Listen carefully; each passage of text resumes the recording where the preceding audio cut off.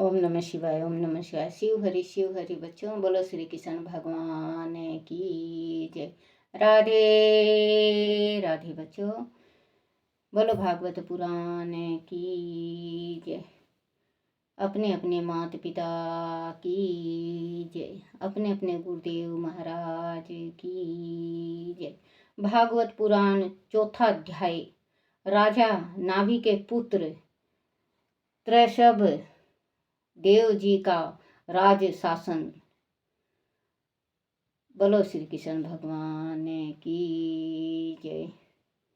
श्री सुखदेव जी ने कहा, राजन, राजा नाभि का पुत्र दिन दूनी रात चौगनी तरक्की करता हुआ युवा हो गया। उसके शील, स्वभाव, सुडोल शरीर, विपुल कीर्ति, तेजस्वी चेहरा, बल, ऐश्वर्य, पराक्रम और शूर वीरता को देख कर मंत्री, प्रजा, ब्राह्मण और देवगण की यह इच्छा होने लगी कि पृथ्वी का शासन अब युवराज करे। राजा ने युवराज का नाम त्रैशभव श्रेष्ठ रखा था और प्रजा में वह बहुत प्रिय था। समता, शांति और वैराग्य की वह प्रतिमूर्ति था। एक समय की बात है कि देवराज इंद्र ने राजकुमार के यश से चिढ़ कर राजा नाभि के राज में वर्षा नहीं की। सर्वत्र त्राही त्राही मच गया। वर्षा के बिना कृष्ण कैसे हो, सभी और सूखा पड़ गया था। अन्न नहीं होगा तो लोग भूखे मर जाएंगे। तब योगेश्वर श्री त्रभासभ देव ने इंद्र को ललकारते हुए अपने योग माया से राज में वर्षा कर दी। खूब जल वर्षा लोग युवराज देव की जय जयकार करने लगे। महाराज नाभि भी अपनी इच्छा अनुसार पुत्र पाकर बड़े प्रसन्न थे। महाराज ने जब वह देखा कि मंत्री मंडल, नागरिक और प्रजा देव राजकुमार देव से प्रेम करते हैं तो उन्होंने युवराज का राज तिलक कर दिया और अपनी पत्नी मेरु देवी के साथ भागवत भक्ति के लिए बद्रिका आश्रम चले गए। वह भगवान नर नारायण की आराधना करते हुए दोनों समाधि योग से ब्रह्मलीन हो गए। हे पांडु नंदन, राजा नाभि के विषय में यह लौकिक अत्यंत प्रसिद्ध है। राज श्री नाभि के श्रेष्ठ आचरण का सामना कौन दूसरा कर सकता है, जिसके शुद्र कर्मों से संतुष्ट होकर श्री हरि ने साक्षात उन्हें दर्शन दिया और राजा के पुत्र के रूप में जन्म लेकर वरदान दिया। महाराज नाभि के समान ब्राह्मण भक्त राजा भी कौन हो सकता है, जिसकी दक्षिणा से संतुष्ट होकर ब्राह्मणों ने अपने मंत्र बल से यज्ञशाला में भगवान श्री विष्णु को बुलाया। राजकुमार देव ने अपने देश अजनाभ खंड को कर्म भूमि बनाकर प्रजा का स्नेह प्राप्त करने के लिए किशोर अवस्था में गुरुकुल वास भी किया था। गुरु दक्षिणा देकर ही वह गृहस्थल आश्रम में प्रवेश के लिए आगे आए थे। उन्होंने देव राज इंद्र द्वारा प्रदत्त उनकी कन्या जयंती से विवाह किया था। उन्होंने सभी धार्मिक अनुष्ठानों को करते हुए जयंती के गर्भ से 100 सम्मान गुण वाले पुत्रों को जन्म दिलवाया था। उन पुत्रों में भारत सबसे बड़े श्रेष्ठ गुणों से युक्त और महायोगी थे। उन्हीं के इलावर्त, ब्रह्मवत्सल, मालवय, केतु, भद्रसेन, इंद्र, सैपुक, विदर्भ और किकट किकट शेष भाइयों से श्रेष्ठ थे। उनसे छोटे कवि हरि, अंतरिक्ष, प्रबुद्ध, पीपलाय, पी पीपलायन, अविहोत्र, द्रुमिल, चंपस और करभजन, यह 9 राजकुमार श्री हरि के गुणों का प्रचार करने वाले बड़े भक्त थे। इस प्रकार उनसे छोटे 21 पुत्र पिताजी की आज्ञा पालन करने वाले थे। वह अंत विनती और निरंतर यज्ञ सेवक थे। पुण्य कर्मों का अनुष्ठान करने के कारण उनकी गिनती ब्राह्मणों में होने लगी थी। हे राजन, त्रैसभ देव जी अनारथ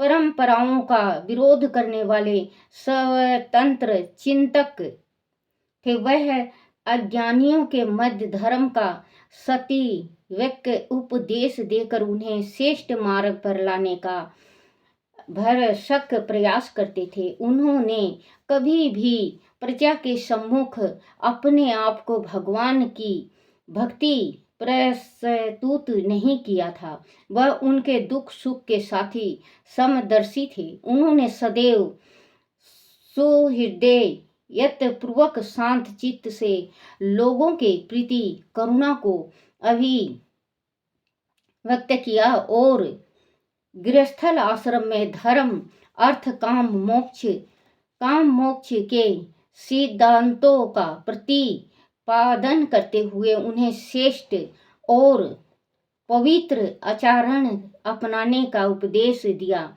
वास्तव में महापुरुष जैसा आचरण करते हैं वैसा ही अन्य लोग उनका अनुकरण करने लगते हैं। यही सोचकर उन्होंने लोगों को जो भी उपदेश दिया उसे पहले अपने आचरणों तथा कर्मों में स्थान दिया।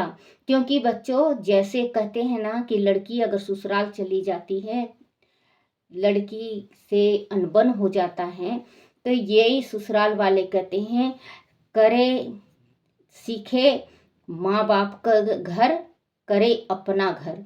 क्योंकि माँ बाप के यहाँ जैसे लड़की देख के आती है उसे अपने ससुराल में करती हैं। या छोटा बच्चा होता है, जैसे अभी आप अपने सासू ससुरे की सेवा कर रहे हो और आपका बेटा देख रहा है, तो कल बड़ा होके आपका बेटा आपका सेवा करेगा और करवाएगा।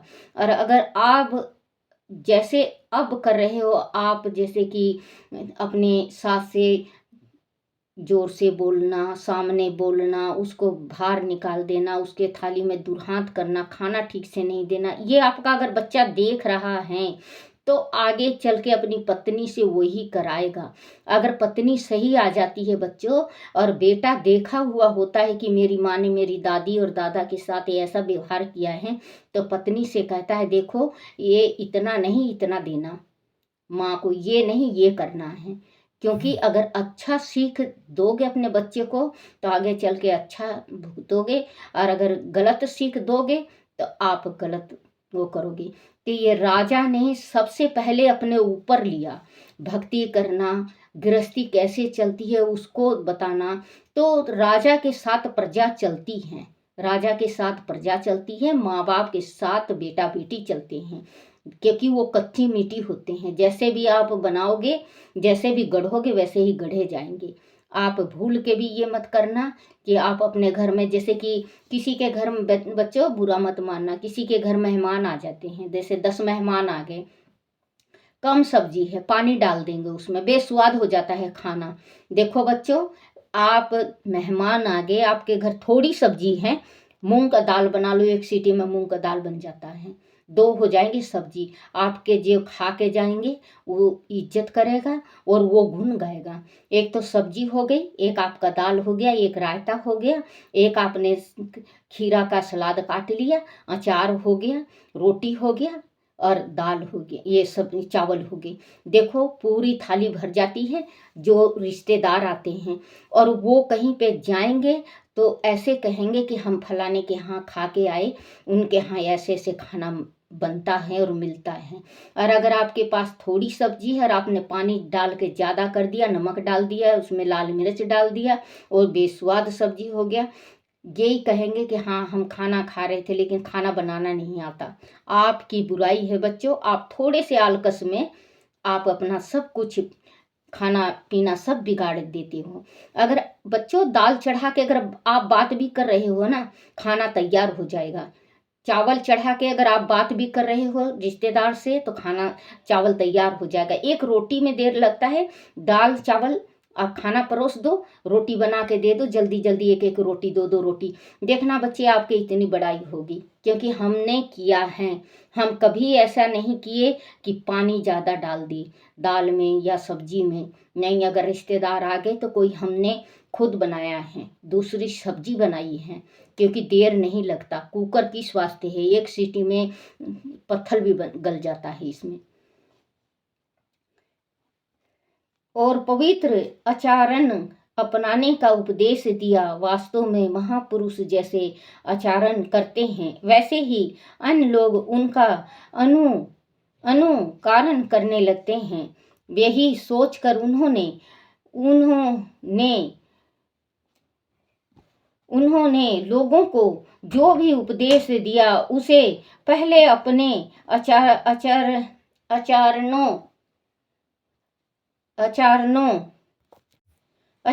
में तथा कर्मों में स्थान दिया। यद्यपि त्रैसेव देव जी सभी धर्मों के सार रूप वेदों में गुड ज्ञान से परिचित थे, किंतु उन्होंने उस काल के ब्राह्मणों के द्वारा बताए गए दिशा निर्देश से जनता को दान और कर्म कांडों के महत्व को भी समझाया। उन्होंने ब्राह्मणों द्वारा विधित देवी देवताओं की प्रसन्नता के लिए किए जाने वाले यज्ञ के अनुसार 100 यज्ञ किए और उन्हें प्रचुर दान दक्षिणा आदि प्रदान की।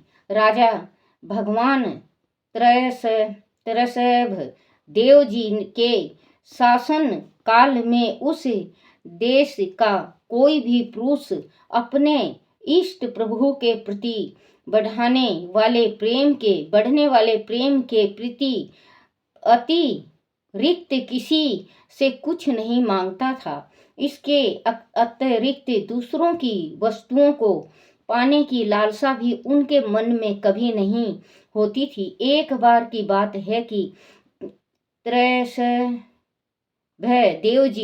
देव जी घूमते घूमते ब्रह्मवर्त देश में जा पहुँचे। वहाँ बड़े बड़े ब्रह्म ऋषियों की सभा में उन्होंने अपने पुत्रों को शिक्षा दी। बोलो श्री कृष्ण भगवान की जय।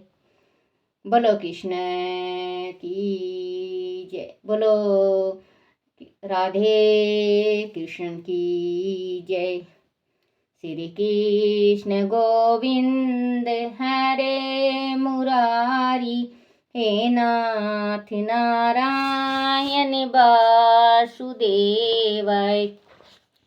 श्री कृष्ण गोविंद हरे मुरारी, हे नाथ नारायण वासुदेवाय, हे नाथ नारायण वासुदेवाय। बोलो श्री कृष्ण भगवान की जय। मेरे छोटे से लड्डू गोपाल की जय। अपने अपने गुरुदेव महाराज की जय।